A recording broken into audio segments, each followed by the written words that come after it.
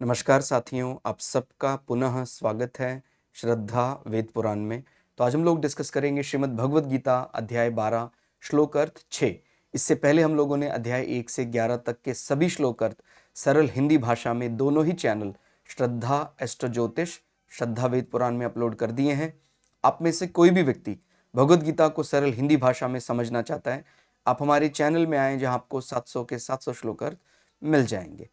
तो आज के श्लोक अर्थ में भगवान श्री कृष्ण अर्जुन को समझाते हुए कहते हैं कि परंतु जो मेरे पारायण रहने वाले भक्त जन संपूर्ण कर्मों को मुझ में अर्पण करके मुझ सगुण रूप परमेश्वर को ही अनन्य भक्ति योग से निरंतर चिंतन करते हुए भजते हैं।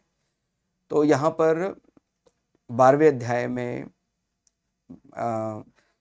कौन सी उपासना पद्धति ज़्यादा ठीक मानी जा सकती है? अर्जुन के मन में इस प्रकार का संशय आ रहा है कि भाई सगुण उपासना ज़्यादा ठीक है, निर्गुण उपासना उनको साकार माना जाए, भगवान को निराकार माना जाए। तो यही भगवद गीता की खूबी है। जब आप देखेंगे तो यहाँ पर सारे ही मार्ग अंततो गत्वा परमात्मा तक जाते हैं और सारे ही तरीके विजयी हो जाते हैं। यहाँ पर किसी मार्ग को या किसी तरीके को कमजोर नहीं बताया गया है कि भाई आप ज्ञान योग में जा रहे हैं तो आप सबसे ज्यादा श्रेष्ठ हैं, दूसरा भक्ति योग में जा रहा है वो कम कम है।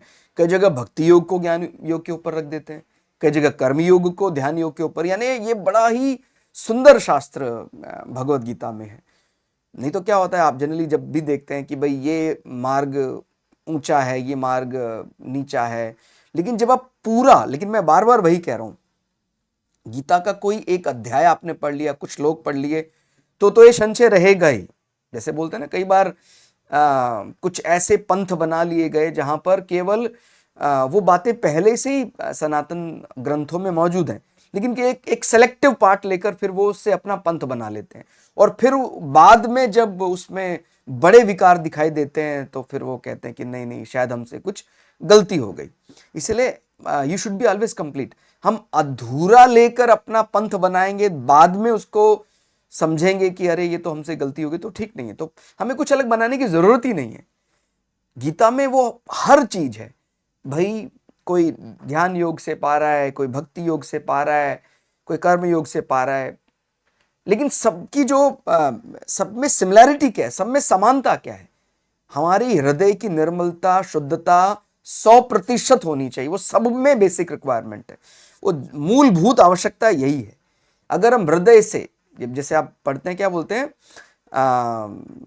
मेरे परायण पूरी तरह मुझ पर आश्रित हो गए, अब मेरे अलावा और कोई में आश्रय नहीं है, रहने वाले भक्तजन संपूर्ण कर्मों को, एक दो कर्म नहीं, जितने कर्म आप कर रहे हैं, जब आप इस प्रकार से कर्म करने लग जाते हैं तो हम कोई गलत कर्म कर ही नहीं सकते हैं, क्योंकि हमें पता है ये कर्म भी मुझे किसको समर्पित करना होगा? अपने देवता को, डेटी को, भगवान को। तो क्या कोई ऐसा गलत कर्म मैं करूंगा क्या जो मैं भगवान को समर्पित करने वाला हूं? मैं कर ही नहीं सकता हूं। तो जब हमारे संकल्प ऐसा हो जाता है कि मेरा कोई भी कर्म है, संपूर्ण कर्मों को मैं परमात्मा को अर्पित करने वाला हूं, तो बुरा कर्म अपने आप ही चला जाएगा।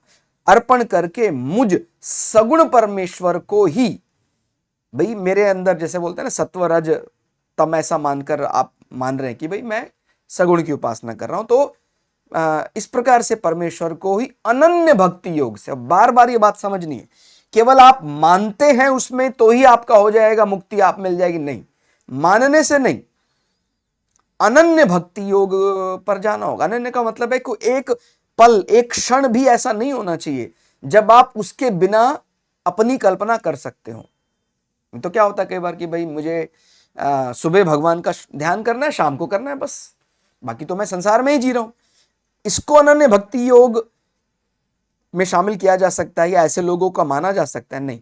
अनन्य भक्ति योग में तो फिर वो संध्या के समय तो भगवान का स्मरण कर ही रहा है, बाकी व्यवहार में भी भगवान का स्मरण चल रहा है। वो किसी से व्यवहार करता है, उसके मन में ये पहले आता है कि भाई ये तो ईश्वर का ही अंश है, उसके बाद व्यवहार, प्रोटोकॉल, कोड ऑफ कंडक्ट, ये करना है नहीं करना है, ये सब चालू होता है। ठीक है, तो इस प्रकार से अनन्य भक्ति योग से जो चिंतन करता है, उसके लिए तो मोक्ष का मार्ग सदा खुला ही है।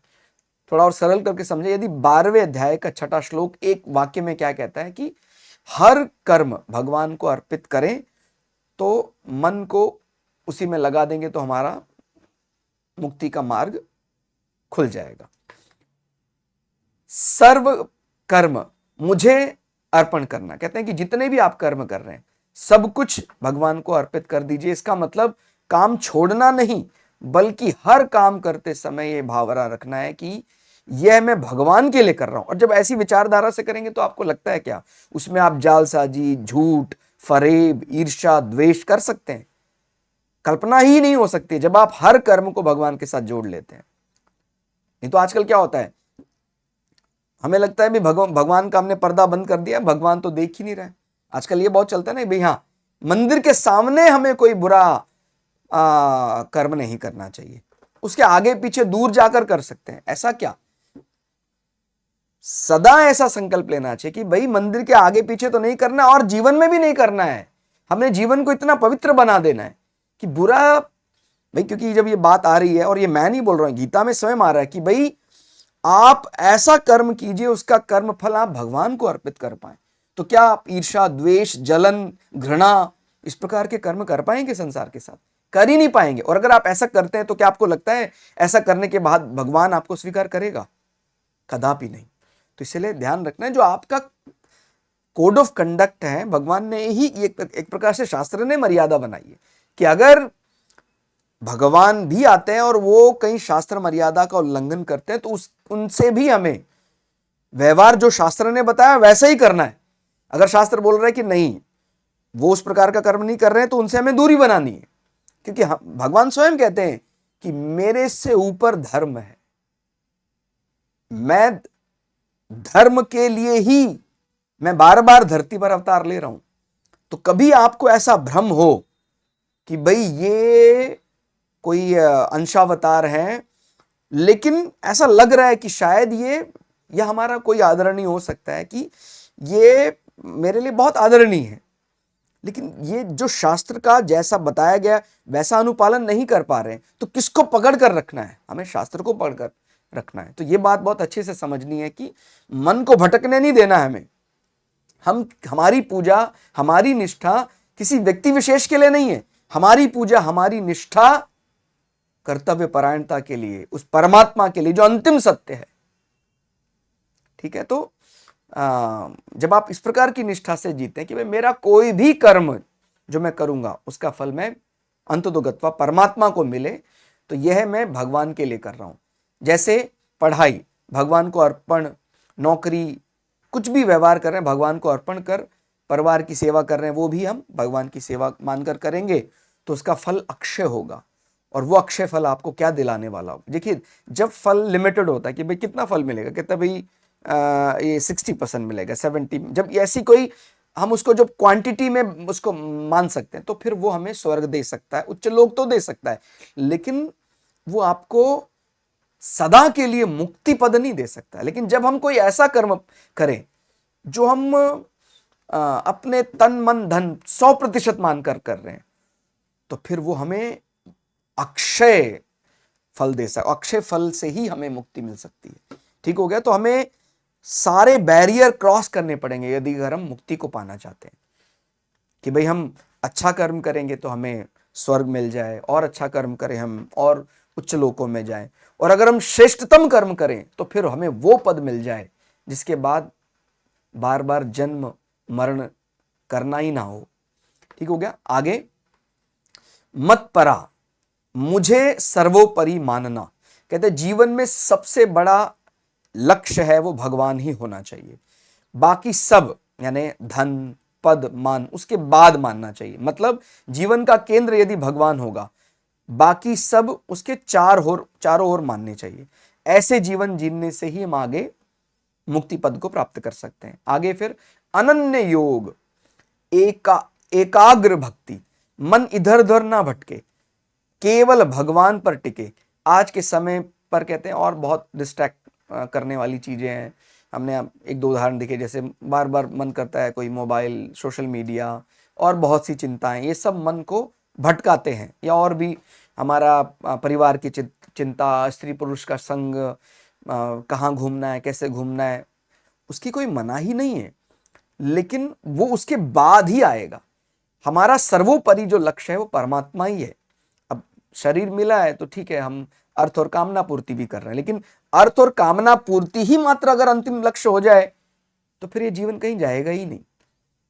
ठीक है, यानी ये जीवन कहीं नहीं ले जा सकता अपने को। इसलिए हमें धर्म का पालन करते हुए अर्थ और कामना पूर्ति चाहिए, अंत तो गत्वा मोक्ष पाना है, लेकिन हम केवल अर्थ और कामना पूर्ति के लिए जिएंगे तो वो जीवन कहीं नहीं लेकर जाएगा, निराधार हो जाएगा वो जीवन। ठीक हो गया। फिर आगे आते हैं निरंतर ध्यान और उपासना। केवल मंदिर में ही नहीं बल्कि हर समय हर स्थिति में भगवान को याद करना, चलते फिरते काम करते खाते बोलते हर समय भगवान का ध्यान करना। तो ये जो जिसको बोलते हैं ना, केवल एक शब्द हो जाता है, मैं भक्ति योग, मैं भक्ति में लगा हुआ हूं, तो ये, लेकिन ये क्या केवल भक्ति में लगे रहने से प्राप्त हो जाएगा क्या? जब यहां आती है अनन्य भक्ति, तो एक क्षण भी ऐसा नहीं है, एक जिसको हम अपनी भाषा में कहें एक सेकंड, एक माइक्रो सेकंड भी ऐसा नहीं है जहां पर हम उसके बिना विचार कर सकते, अपने जीवन की कल्पना भी नहीं कर सकते। जब कोई ऐसी भक्ति करेगा तो परमात्मा तो प्राप्त होगा ही होगा।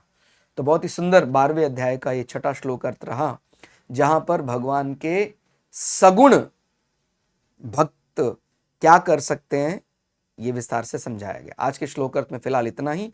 श्लोक अर्थ आपको कैसा लगा कमेंट करके हमें जरूर बताइएगा। मिलते हैं अगले श्लोक अर्थ के साथ, तब तक के लिए जय श्री भगु पराशरा, जय श्री शुक्राचार्य, नमस्कार।